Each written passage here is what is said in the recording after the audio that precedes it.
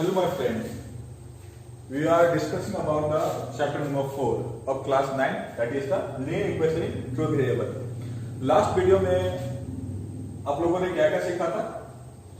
Last जो video था उसमें मैंने आप लोगों को बताया था कि इस चैप्टर में क्या क्या चीजें हैं, क्या क्या करनी है, और इसमें से आउट ऑफ 4 हमने first and second one complete कर लिया था। मतलब कि आप लोगों ने लिनियर इक्वेशन क्या होता है जाना था, फिर लिनियर इक्वेशन का सॉल्यूशन कैसे फाइंड करते हैं वो भी आप लोगों ने सीखा था। उससे कुछ प्रॉब्लम्स भी मैंने कराए थे और आई होप कि आप लोगों ने भी उससे प्रॉब्लम्स किए होंगे। जो आज जो सेकंड सेशन है उसमें हम लोग बात करने वाले हैं graph of linear equation in two variable. जो ग्राफ होता है लिनियर इक्वेशन का ग्राफ कैसा होता है, किस तरीके से उसको बनाते हैं और उससे क्या प्रोसीजर होगा, उसके बारे में हम लोग पढ़ेंगे, सीखेंगे, जानेंगे। और जो फोर्थ होगा that is the equation of lines parallel to X axis and Y axis. जो इक्वेशन होंगे कब, किस कंडीशन में जो lines X axis and Y axis से पैरेलल होंगे उसके बारे में भी हम लोग जानेंगे, समझेंगे। Let's start our third one. Third क्या है? Graph of linear equation in two variable. मेरे ख्याल से linear, what's the meaning of linear है से क्लास 9th में बच्चे आए हुए हो तो क्लास 9th में फिजिक्स में पढ़ोगे लिनियर मोशन के बारे में। मतलब कि motion in a straight line. तो इसलिए समझ में आ रहा है कि लिनियर में का मतलब क्या रहा है, एक स्ट्रेट लाइन के बारे में बात हो रही है। ओके, क्या लिखा गया है? Graph of linear equation is a straight line in a Cartesian plane. किस प्लेन के बारे में बात हो रही है? कार्टेशियन के प्लेन के बारे में। आई थिंक कार्टेशियन प्लेन के बारे में आप लोगों ने ऑलरेडी इससे पहले वाला चैप्टर नंबर 3 में पढ़ा होगा कोऑर्डिनेट ज्योमेट्री में कि what is a Cartesian plane. Cartesian plane को हम लोग क्या बोलते हैं? एक्स वाई प्लेन भी बोलते हैं। तो जब हम linear equation of two variables का ग्राफ बनाते हैं तो क्या होगा? वो स्ट्रेट लाइन बनेगा। उसका ग्राफ कैसा होगा? स्ट्रेट लाइन होगा। तो देखते हैं, let's see now I have two some examples here. मेरे पास कुछ ग्राफ्स है, यहां पे देखो एक्चुअली ये ग्राफ एक्स वाई प्लेन है। यहाँ पे तीन ग्राफ दिए गए हैं। तीनों ग्राफ अगर ध्यान से देखोगे तो सारे ग्राफ क्या है? स्ट्रेट लाइन है। चाहे ये लाइन हो, चाहे ये हो, either this one. Now you can see here the graph of the linear equation is the straight line. देख लिया? अगर जरूरत है तो आप स्क्रीनशॉट भी ले सकते हो इसका। अब देखो, अब स्ट्रेट लाइन तो हमने देख लिया, लेकिन अब इसे हम कैसे, मतलब कि आप लोग कैसे इसे बनाओगे अपनी कॉपी पे, अपने ग्राफ पेपर में, तो उसके बारे में बात करते हैं। ओके,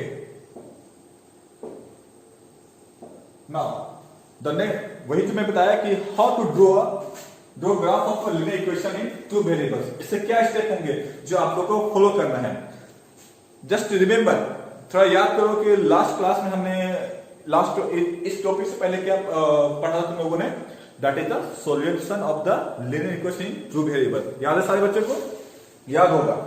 एक्चुअली ग्राफ बनाने के लिए हमें सॉल्यूशन जानना बहुत जरूरी है। सॉल्यूशन कैसे फाइंड करते हैं बहुत जरूरी है, क्योंकि वो जो सॉल्यूशन जो फाइंड करेंगे वही हमें देगा coordinates of X and Y of the given equation.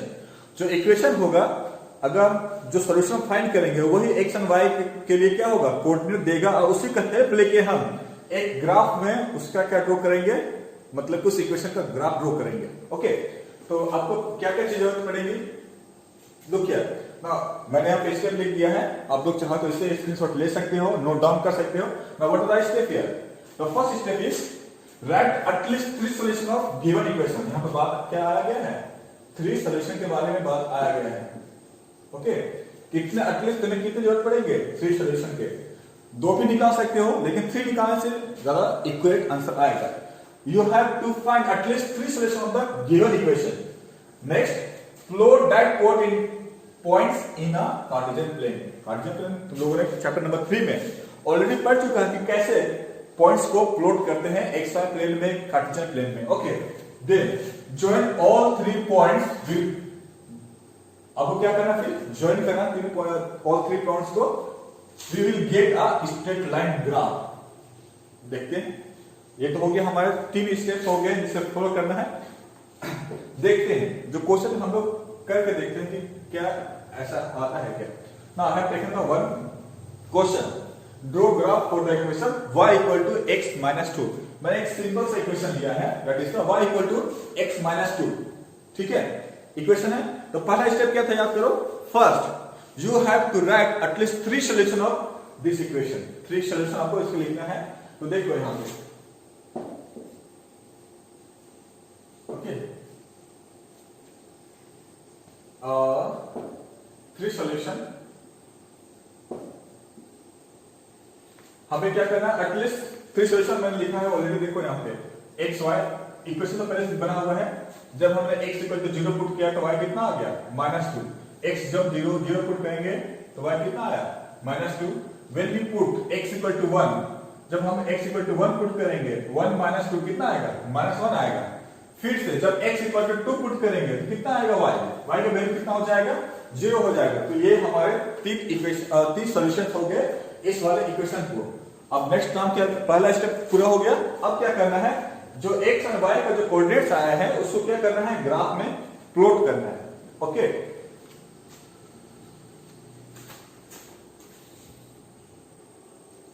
Now look here, this is our graph. ये ग्राफ हो गया हमारा। ग्राफ में क्या होता है, ग्राफ पेपर में horizontal line that is the x axis और एक vertical line that is called the y axis draw करते हैं। Intersecting point is the origin that is the 0 0। Okay, उसके बाद से हम लोग राइट साइड x लिखते हैं और लेफ्ट साइड क्या लिखते हैं, -x। द टॉप वन अपर सब वर्टिकल लाइन में y, downward is the -y। Okay, अब क्या करेंगे, इस कोऑर्डिनेट को हम लोग क्या करके यहाँ पे प्लॉट करेंगे। नाउ फर्स्ट पेयर क्या है हमारा, 0 -2। 0 -2 means x is the 0 and y is the -2। x 0 हो गया तो y कहां हो गया, -2। तो किस जगह पे जाएगा हमारा, x 0 y is the 2 means हमारे इस पॉइंट पे आएगा, दैट इज द क्या हो गया कोऑर्डिनेट हमारा, 0 -2। फर्स्ट पॉइंट हो गया। ओके, सीधा next one, next is the 1 -1।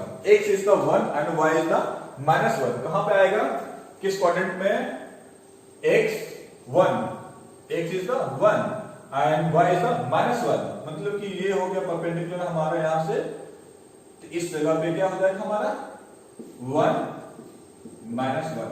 Okay, second point हो गया। Now third one is the 2 0 means x is the 2 and y is the 0. It means where 2 x is the 2 here and y is the 0 here, means here is the 2 0। तीनों का तीनों point हम लोगों ने क्या कर दिया, प्लॉट कर दिया।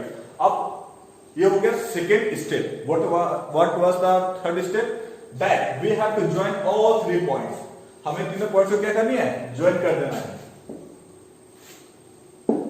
ओके, ज्वाइन करते हैं हम लोग। 1, हमने क्या कर दिया, इसे ज्वाइन कर। नाउ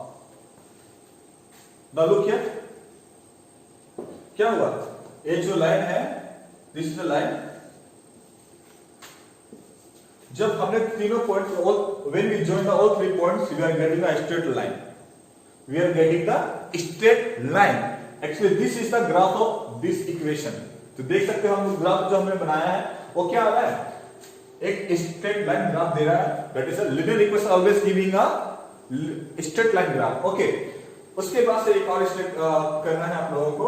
इसके ऊपर ये लाइन किसका ग्राफ है, That is the y equal to x -2 का ग्राफ है, आपको ऊपर में लिख देना है। That is the over। आपको इतना ही करना है, ठीक है, समझ आ गया। फिर से एक बार बताना, रिपीट कर दे रहा हूं। ग्राफ बनाने के लिए हमें क्या करना है, पहला एटलीस्ट 3 सॉल्यूशन फाइंड करना है। सेकंड, जो पॉइंट्स आ जाएंगे उसे क्या करना है, ग्राफ पेपर में प्लॉट करना है। थर्ड क्या करना है, पॉइंट्स को ज्वाइन कर देना। ज्वाइन करने पे हमें क्या मिलेगा, ज्वाइन करने पे एक स्ट्रेट लाइन मिलेगा, जैसे कि स्ट्रेट लाइन मिल गया है। और फोर्थ में याद रखना, लाइन के ऊपर हमेशा इक्वेशन लिख देना, ताकि मालूम चले कि ये जो लाइन है किस इक्वेशन से बना हुआ है, that is the y equal to the x -2। इसको याद रखना, क्लास 10 में बहुत काम आएगा।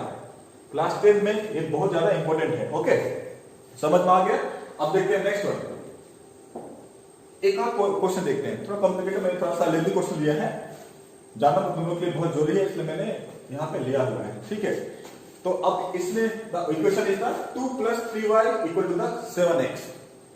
यहाँ पे जो इक्वेशन दिया गया है इज द 2 + 3y = 7x। अब पहला काम क्या करना, first step find the at least 3 solutions, ठीक है। एटलीस्ट 3 सॉल्यूशन फाइंड करना है, उसके बाद से क्या करना, उसको प्लॉट करना है यहाँ पे। तो देखते हैं इसका सॉल्यूशन। और सॉल्यूशन फाइंड करने के लिए क्या रूल था, सॉल्यूशन फाइंड करने के रूल क्या था कि हमें एक वेरिएबल को एलएचएस में रखना है, बाकी सारी चीज को आरएचएस में ट्रांसफर करना है। जैसे कि यहाँ पे एक्चुअली मैंने यहाँ पे पहले इसका रखा हुआ रूल क्या, 2 + 3y = 7x। मैंने यहाँ पे 3y को छोड़ दिया, बाकी 2 को मैंने ट्रांसपोज करके आरएचएस में ले गया। देन अगेन y के साथ में क्या है, y के साथ में 3 अभी मल्टीप्लिकेशन फॉर्म में है, तो हमने क्या किया, y = इसको ट्रांसपोज करने पे क्या होगा, जो 3 जाएगा 7x - 2 के डिवीजन। अब ये भी है, मैं इसको अच्छी तरह से लिख रहा हूं, दैट इज y = 7x - 2/3। ये हो गया। उसके बाद क्या करते थे, सॉल्यूशन फाइंड करने के लिए क्या करते थे हम लोग, क्या करते थे, टेबल बनाते थे। ये टेबल बना दिया, ओके, ये टेबल बना दिया। This is the x and this is the y। अब देखो फ्रैक्शन वाला क्वेश्चन है ये, फ्रैक्शन। इसमें एक चीज मैं बताता हूं, फ्रैक्शन जब डिनोमिनेटर में क्या है 3, आप लोग x का वैल्यू वैसा लेना जिसको सिंप्लीफाई करने से ना 3 से पूरी तरह से कैंसिल हो जाए। मैं फिर से बता दे रहा हूं, क्योंकि ये फ्रैक्शन में है, तो आप x का वैसा वैल्यू लेना जो जिसको सिंप्लीफाई करने पे 3 से क्या हो जाए, कैंसिल हो जाए। क्या हो जाए, 3 से कैंसिल हो जाए। तो कैसे करते हैं, देखो इसको अब 0 लेने से दिक्कत हो जाएगी, 1 लेने से दिक्कत होगी, तो मैं यहां पे ना x = 2 ले रहा हूं। क्या x = 2 लेने से क्या ये कैंसिल हो जाता है क्या, तो देख लेते हैं। तो मैं यहां पे थोड़ा सा सिंप्लीफाई करके दिखा देता हूं क्या होता है, ठीक है। 7 × 2 - 2/3। देखो 7 × 2 is the 14 - 2 is the 14 - 2 is 12/3। क्या मिल गया हमें, 4। Means y will be the 4। मैं यही बोला था कि आप लोग x का वैल्यू थोड़ा वैसा लेना जिससे सिंप्लीफाई करने पे 3 से क्या हो जाए, कैंसिल हो जाए। उससे हमारे लिए, तुम्हारे लिए बहुत इजी होगा इस ग्राफ में प्लॉट करने के लिए, ओके। मेरे ख्याल से बात समझ में आ गई होगी। अब मैं इसे थोड़ा रन करता हूं। नाउ देखते हैं सेकंड पॉइंट। अब सेकंड पॉइंट के लिए क्या किया जाए, सोचो, what will be the value of x। x के सेकंड पॉइंट के लिए x का वैल्यू क्या ले जिससे ये 3 से हमारा कैंसिल हो जाए। x का वैल्यू 3 ले, 7 3 - 90 पाएगा, 4 ले सकते हैं क्या, देखते हैं। 5 ले सकते हैं क्या, 5 लेके देखते हैं। x = 5, 5 लेने से क्या होता है, 7 × 5 - 2/3। 35 - 2, 35 - 2 is what, it is that is the 35 - 2/3, that is the 33/3, that is the 11। अब देखो 5/11 is too large value। इसके अलावा कुछ और ले सकते हैं क्या, सोच लिया। Now we get the 5/11। This can be also, ये वैल्यू 5/11 को हम यहाँ पे इजीली ड्रॉ कर सकते हैं, लेकिन क्या इससे और भी इजी हो सकता है, हम चेक करते हैं दूसरी, आप इससे भी इजी वैल्यू लेके उसमें क्या आता है, okay. Now if I will take the x = -1, x = -1 लेते हैं। 7 × -1 - 2/3 क्या मिलता है, देखते हैं। -7 - 2/3, that is the -9/3, that is the -3। तो मेरे ख्याल से अगर हम लोग x = -1 लेते हैं तो y की वैल्यू कितना रहा, -3, जो और भी छोटा वैल्यू हो गया, और भी इजी वैल्यू हो गया। तो आई थिंक ये 2 वैल्यू लेने से हमारा ये सफिशिएंट हो जाएगा। मैंने 3 वैल्यू बोला था, लेकिन we can make a graph by taking the two solution also. Okay, now let's draw the graph for this one. Okay, इस इक्वेशन के लिए ग्राफ बनाते हैं, क्या होता है थोड़ा देख लेते हैं. Now look here. तो हमें क्या करना है कि ये सारे पॉइंट्स को कहां प्लॉट करना है हमें, इस ग्राफ पे. पहला पॉइंट क्या हो गया हमारा 2 4. सेकेंड पॉइंट क्या हो गया -1 -3. Then first put the 2 4, x equal to 2 and y equal to 4. x equal to 2 and y equal to the 4. 2 यहाँ चला गया, कहां तक जाएगा y के इस जगह तक. Means this is the point. This is the point. This is the point. That is the x का 2 and y का 4. Okay. Next is the -1 -3. -1 -3. X is the -1 and y is the -3. This is the our point. Okay. This is the -1 -3. ये हो गया -1 -3. Okay. Now the second last step is the join this to this point. We have to join this one. Okay.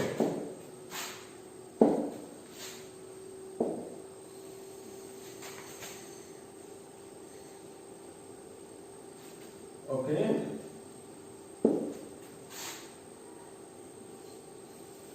दोनों points को हमें क्या करनी है, join कर देना है. Exactly it will intersect to each other. ये हमने ज्वाइन कर दिया. Again we are getting the straight line. और अब ये स्ट्रेट लाइन किस इक्वेशन का है? This straight line is the equation of the 2 + 3y equal to the 7x. Okay, this is our complete answer, complete solution. तो ये तरीके थे हमारे एक लीनियर इक्वेशन का ग्राफ बनाने के लिए. ओके. नाउ क्या मेथड यूज किया हम लोगों ने? 3 स्टेप मेथड यूज किया. पहला हम लोगों ने इक्वेशन का सॉल्यूशन निकाला. दूसरा उस सॉल्यूशन को xy प्लेन में प्लॉट किया.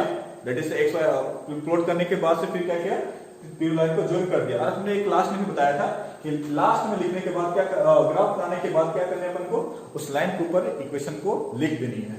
तो ये हो गया हमारा, that is the that is the making of graph of the linear equation in two variable. Okay, now see the next one. Now I have the this is the problem from the exercise 4.3. ये problem है exercise 4.3 से. Okay, now what is the question? If the point 3 4 lies on the graph of the equation 3y equal to ax plus 7, find the value of a. मेरे ख्याल से ऐसा question आप लोगों ने किया होगा, या तो जो लास्ट वीडियो था, जो लास्ट सेशन वाली जो वीडियो थी, उसमें क्वेश्चन फाइंड करना था k का. उसमें एक इक्वेशन दिया गया था और x y की वैल्यू दिया गया था और आपको k का वैल्यू फाइंड करना था. That question is a similar one. ये क्वेश्चन में क्या है, सिमिलर है कि इसमें आप लोगों को x एंड y का वैल्यू दिया गया है and you have to find the what a. Let's find the solution. इसका सॉल्यूशन कैसे आएगा? First given equation is the 3y equal to the ax plus 7. Okay, ये हमारा गिवन इक्वेशन है. ऑल्सो पॉइंट लाइज करने का मतलब क्या हो रहा है? अगर कभी भी क्वेश्चन दिया रहे कि this point lies on the graph, इसका मतलब हो रहा है कि ये पॉइंट्स उस इक्वेशन का क्या है, सॉल्यूशन है. इसका अलग मतलब हो रहा है कि that is the x is the 3 and y equal to the 4. Okay, x y equal to the what 3 and 4.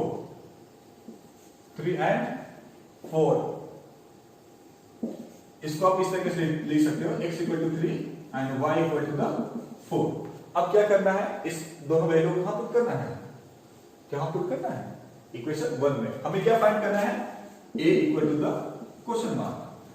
Okay, अब क्या करना है, put x equal to 3 y equal to 4 in equation 1. अब देखते क्या आता है.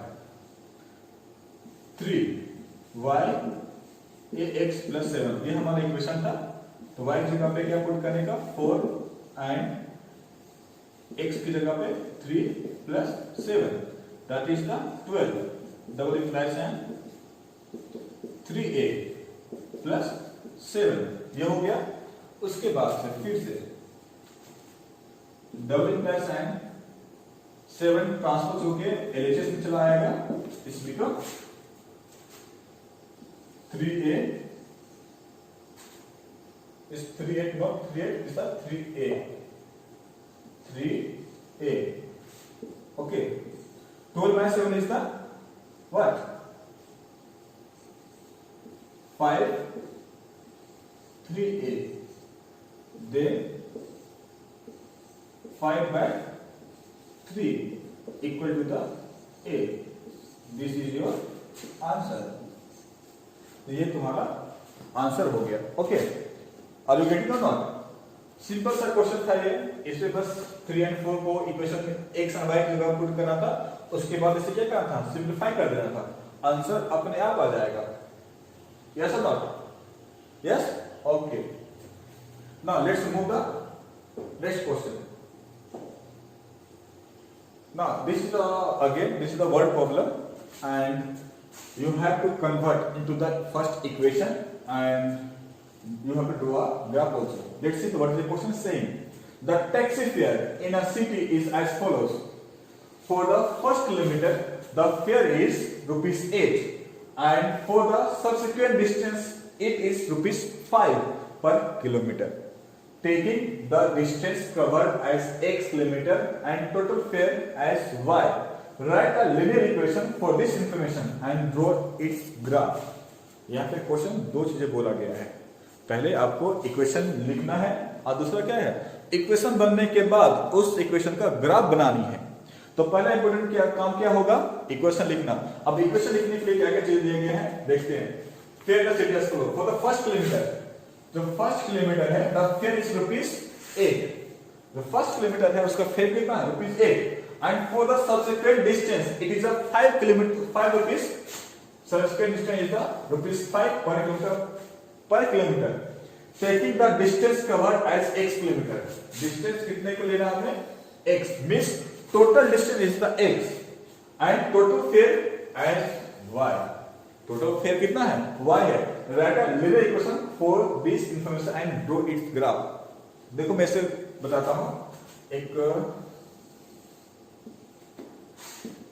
ओके ए एंड बी, इस टैक्सी ने ए एंड बी क्या किया, डिस्टेंस ट्रेवल किया। इसमें से दिस इज द 1 किलोमीटर, ए से सी कितना हो गया, 1 किलोमीटर हो गया। अब 1 किलोमीटर हो गया तो 1 किलोमीटर का प्राइस कितना है, what is the price of the 1 kilometre, क्या लिखा गया है, first kilometre the fair is ₹8। First kilometre के लिए फेयर कितना है, ₹8 ओके। देन उसके बाद 1 किलोमीटर के लिए तो 8 रुपीज हो गया, उसके बाद जितना डिस्टेंस ट्रेवल करेगा पर किलोमीटर की तो पैसा कितना दिया जाएगा, ₹5 पर किलोमीटर। ठीक है, तो टोटल डिस्टेंस ने क्या किया, ए से लेके बी तक डिस्टेंस ट्रेवल किया। यहां पे क्वेश्चन क्या दिया गया है, द टोटल डिस्टेंस ए से लेके बी तक का डिस्टेंस कितने का है, that is the x kilometre. अब पूरा ट्रेवल करने के लिए कितना पैसा दिया, पूरा ट्रेवल करने के x किलोमीटर ट्रेवल करने के लिए that is rupees in the y। बस समझ में तो समझ आ गया होगा कि ए टू बी टोटल डिस्टेंस है, उसमें से फर्स्ट किलोमीटर का प्राइस कितने का है, ₹8 का फिक्स प्राइस है। उसके बाद से 1 किलोमीटर के बाद से जितना भी पर किलोमीटर ट्रेवल करेगा 5 रुपीज के हिसाब से लिया जाएगा। ओके नाउ क्वेश्चन में गिवन है the total distance is the x kilometre and the total fair is the y rupees.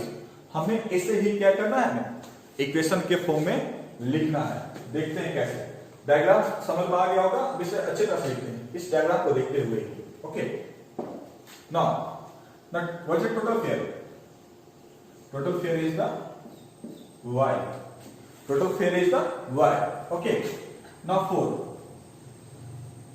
8 rupees first kilometre के लिए, 8 रुपीज कितना हो गया फर्स्ट किलोमीटर के लिए, इतने के लिए। And what was the price of the C to B, C to B के लिए कितना प्राइस होगा, अब पहले निकालना पड़ेगा ना सी टू बी तक कितना डिस्टेंस है। उसने क्या किया, सी टू बी टोटल डिस्टेंस है x किलोमीटर, ये पूरा क्या है x किलोमीटर, x में से हमने क्या कर दिया 1 के लिए अलग प्राइस हो गया, बाकी कितना डिस्टेंस बचा, बाकी क्या बचा x माइनस 1 किलोमीटर। क्या बच गया हमारा सी टू बी कितना किलोमीटर बच गया, कितना बच गया हमारा x माइनस 1 किलोमीटर। तो इसका प्राइस कितना हो जाएगा, दैट इज द, इसके लिए उसे पूरे x माइनस 1 इंटू 5 रुपीज देना पड़ा होगा, that is the x minus 1 into 5। कुछ समझ में आया, देखो बताता हूं। Total fair is the y rupees, उसमें से फर्स्ट किलोमीटर के लिए 8 रुपीज हो गया, that is the total fair is the y, first के लिए क्या हो गया 8 रुपीज। फिर बाकी कितना डिस्टेंस बचा, that is the x minus 1 kilometre. और इस डिस्टेंस के लिए जो फर्दर डिस्टेंस के लिए कितना फेयर है, ₹5 पर किलोमीटर। तो डिस्टेंस सी टू बी के लिए हो गया x minus 1 kilometre and per rupees इतना इंटू 5। तो लास्ट में हमारा क्या बन गया हमारा, that is the y equal to the 8 plus x minus 1 into 5 rupees. This is the our required equation. आपको इसे थोड़ा सिंप्लीफाई भी करना है, just simplify it.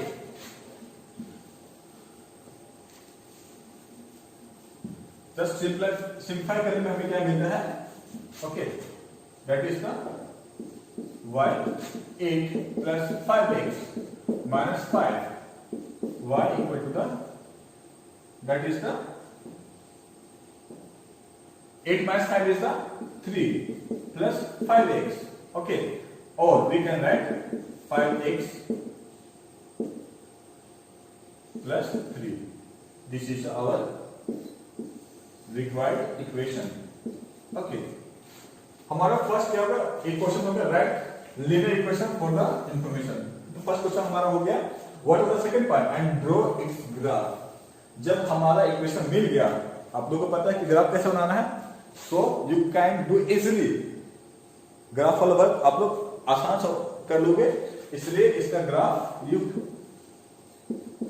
just try yourself, okay। now let's move forward। अब आगे देखते हैं कि आगे क्या है, okay।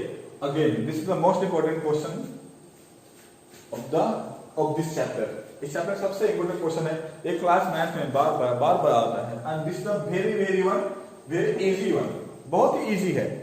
Now what is the question, in a countries like USA and Canada temperature is measured in the Fahrenheit whereas in countries like India it is measured in Celsius. Here is a linear equation that converts Fahrenheit to Celsius, ठीक है। अब देखिए इस question, this is also the, ये सिर्फ math का नहीं है, ये फिजिक्स के साथ भी जुड़ा हुआ है और आपको यहाँ पे फ़ारेनहाइट और डिग्री सेल्सियस के बीच का रिलेशन भी देगा। मतलब क्वेश्चन मैथ में है लेकिन आपको फिजिक्स के बारे में जान जाएगा, एक एक्स्ट्रा नॉलेज मिल जाएगा। Now what's the relation between the Fahrenheit and Celsius. Actually temperature को नापने के डिफरेंट यूनिट्स होते हैं, फ़ारेनहाइट होते हैं, केल्विन होते हैं एंड सेल्सियस होते हैं। These are the different units of measuring the temperature. क्या क्या बताया, Fahrenheit, centigrade and Kelvin. Kelvin को कैसे रिप्रेजेंट करते हैं, okay. Kelvin also the unit of the temperature. ये हो गया। देखो फ़ारेनहाइट को सेल्सियस एंड फ़ारेनहाइट चेंज करने के ये हमारा इक्वेशन होता है, that is F equal to Fahrenheit equal to the 9/5 into C plus 32। ये हो गया हमारा क्या हो गया हमारा, ये एक तरीके से इक्वेशन बन गया। इन द टू वेरिएबल क्यों होगा, क्योंकि एक है फ़ारेनहाइट, दूसरा क्या है सेल्सियस। इस अब चाहो तो इसे आप इसे सिंप्लीफाई भी कर सकते हो, अगर चाहोगे तो नहीं कर सकते हो, एज यू विश। हम क्वेश्चन ऐसे सॉल्व करेंगे, ओके। अब देखिए एक क्वेश्चन तो हो गया, इस क्वेश्चन से लेके हमारे पास 5 क्वेश्चन है, देयर आर 5 क्वेश्चन। फर्स्ट क्या है, draw the graph of the linear equation above using Celsius for x axis and Fahrenheit y axis. आपको क्या करना, पहला क्वेश्चन में आपको इसके लिए ग्राफ बनानी है, ठीक है, ग्राफ बनानी है। इस ग्राफ में किस चीज को कहां लेनी है इसके बारे में बोला गया है। Graph using Celsius for the x axis में आपको सेल्सियस लेनी है and Fahrenheit for y axis, Fahrenheit को कहां पे लेना है, y एक्सिस पे लेना है। इससे पहले हमने बात किया था कि how to draw the graph. आप उस तरीके से कर सकते हो, यहाँ पे उसकी प्लानिंग की जरूरत नहीं है, ओके। अब इसे ट्राई करना। देखो second one, Second one, what is the second one? If the temperature is 30 degree, what is the temperature in Fahrenheit? अच्छा क्वेश्चन है, टेम्परेचर क्या दिया गया है 30 degree, okay, temperature is given in the centigrade, यहाँ पे सी लिखा हुआ means the centigrade, then what is the temperature in the Fahrenheit. इस क्वेश्चन को करने के लिए क्या करेंगे हम,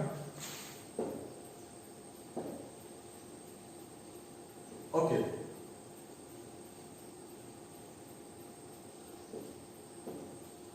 रिलेशनशिप क्या है हमारा, that is the Fahrenheit equal to the 9/5 into C plus 32.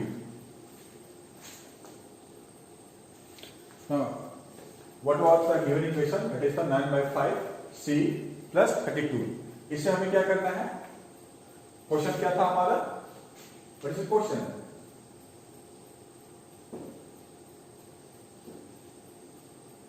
First question क्या था हमारा, if the temperature is 30 degree centigrade, हमारा टेम्परेचर कितना है 30 डिग्री सेंटीग्रेड है, what is the temperature in Fahrenheit, हमें फारेनहाइट में टेम्परेचर निकालना है, ठीक है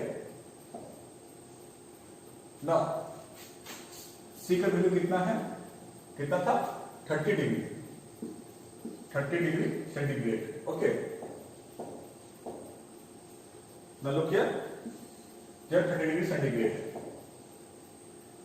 ना जस्ट अब हमें क्या निकालना, we have to find Fahrenheit में इसका क्या होगा, just you have to put the value of the C here, 30 degree plus 32, that is the, now this will come 6 times 9 into 6 plus 32, 9 6 are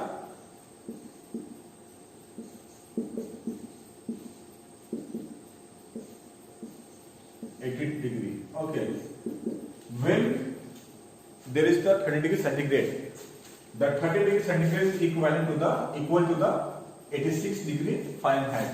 This is the first solution, okay, ये second का solution हो गया, okay, now what is the next question, it was so simple one, what was the next one, the next one is if the temperature is 95 degree Fahrenheit, what is the temperature in centigrade, same type का question दिया गया है, अगर temperature Fahrenheit में है, that is the temperature is 95 degree Fahrenheit, okay, third one